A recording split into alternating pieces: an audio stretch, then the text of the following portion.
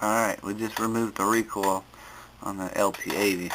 And as you can see, even by looking at the belt, see that brownish stuff, that's rust and corrosion all up in there, so you can tell there's been plenty of crap that's gotten up there. It even looks like a damn rock. No, it's just a piece of mud in there. That's crazy. So we know, and I found out there was no seal around this thing either, so obviously water was easily able to get in here. And a few times on our rides, my daughter did actually ride this thing through some deep water and actually dyed it out once, so obviously this thing flooded. I don't even know if the electric start's still on. I think that's the flywheel teeth right there, and that's the actual front clutch. And then there's another clutch assembly back here, which is probably the one that froze up towards the back right here. But as soon as I gotta get this foot peg assembly off right here in order to get to the to get that cover completely off. So I'm about to call it a night right now and come out here tomorrow and fool with all this junk. So that's it for today on the Suzuki LT80. Check you later. Okay, so we're back. Saturday afternoon. We're going to finish taking this piece of crap apart and try to fix it. Alright, after disconnecting the other side and just merely loosening this up so it can move up and down freely, I was able to pry the cover out, and man oh man, look at that clutch. The rust in there. You see it's froze solid where it's not allowing the belt to freewheel. It's actually stuck in position, so I'll have to remove that nut and get this clutch out and get it all cleaned up. The belt looks in good shape still. This clutch surface part should be cleaned as well. And these teeth on here drive with that guy right there, which drives your oil injection pump. There's a little gear up there. Alright, after disconnecting the other side and just merely loosening this up so it can move up and down freely, I was able to pry the cover out, and man oh man, look at that clutch. The rust in there.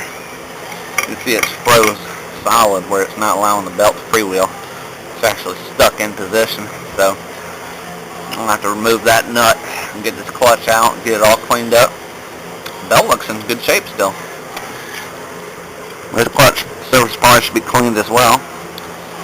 And these teeth on here drive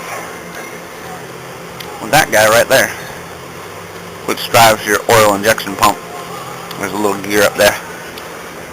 And you can see if I turn this, I'm turning this wheel right here. You can see that spinning. And I believe all this tube here that comes from the air intake does is basically just a cooling device to help cool the clutch and the belt, since it's not sealed. But you can see this gasket is completely deteriorated, and that's what caused all this to happen in the first place. So we're going to try to get this clutch removed and get it cleaned up, get it freed up, get it put back on the bike.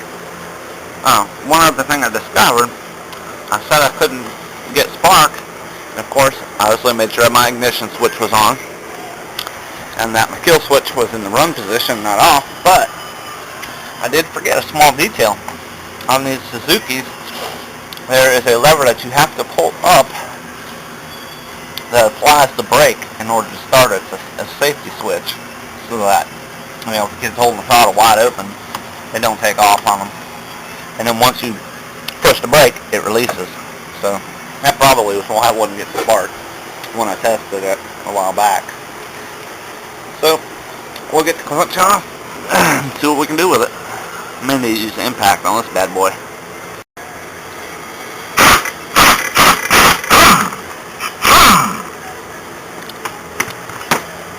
Simple as using the impact. There was no way to get it off the other way. Ooh, rusty. Clutch pads still look like they're in good shape.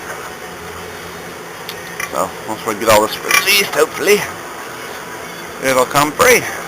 We'll be able to fix her back up, put her back on the road again.